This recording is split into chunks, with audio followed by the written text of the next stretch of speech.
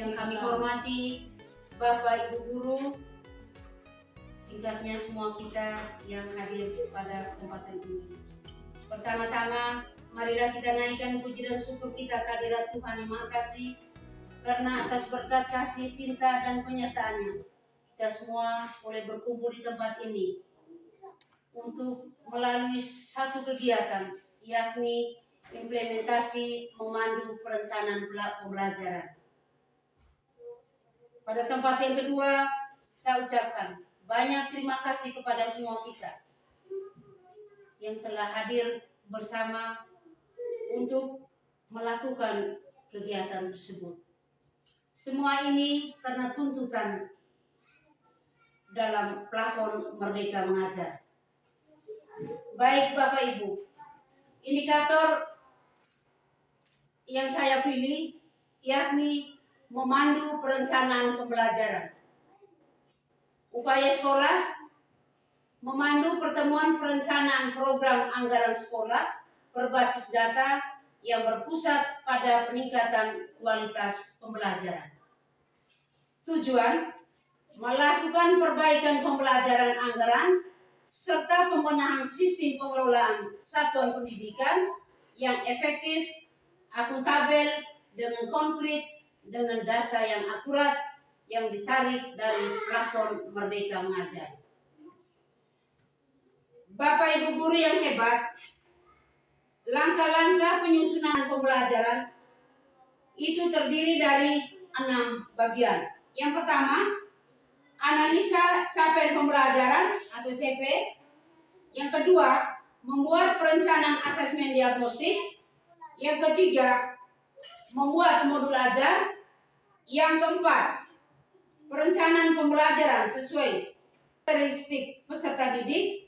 Yang kelima, evaluasi langkah-langkah yang telah dilakukan.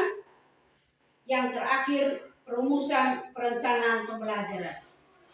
Baik Bapak Ibu Guru yang hebat, langkah yang pertama, capaian pembelajaran. Apa itu capaian pembelajaran? Capaian pembelajaran adalah proses yang sistematis yang dilakukan oleh guru dalam membantu, membimbing, dan mengarahkan peserta didik untuk memiliki pengalaman belajar serta mencapai tujuan pembelajaran yang telah ditetapkan.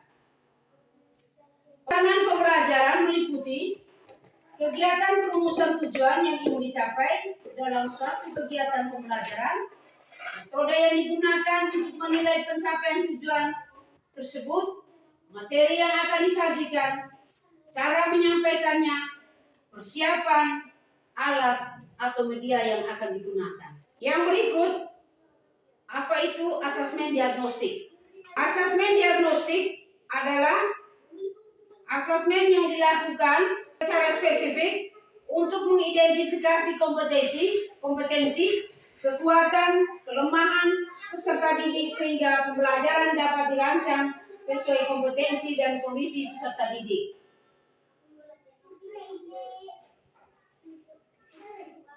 Yang berikut, membuat modul ajar.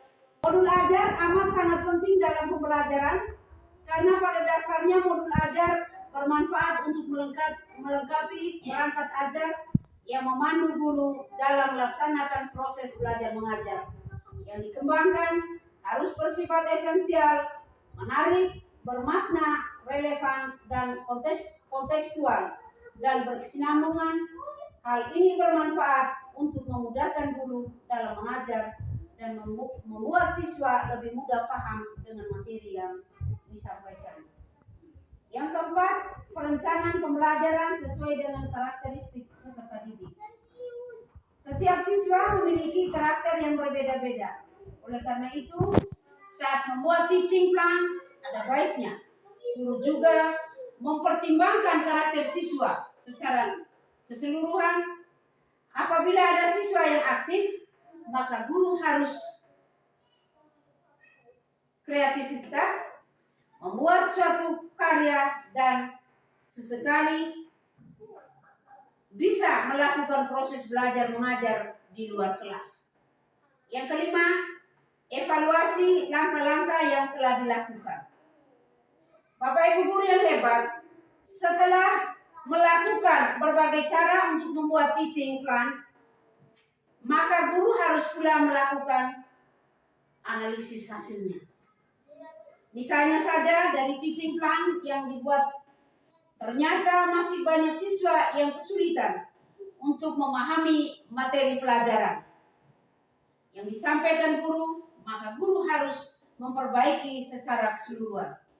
Yang keenam, perumusan perencanaan pembelajaran. Dalam merumuskan capaian pembelajaran, guru harus berpedoman pada kurikulum dari tujuan pembelajaran. Juga memperhatikan aturan-aturan yang terdapat pada Permendikbud, antara lain 1. Pencapaian pembelajaran. Yang kedua, karakteristik pembelajaran. Yang ketiga, metode pembelajaran. Yang keempat, prinsip penilaian. Pencapaian pembelajaran. Bapak Ibu, apa itu proses pembelajaran yang baik?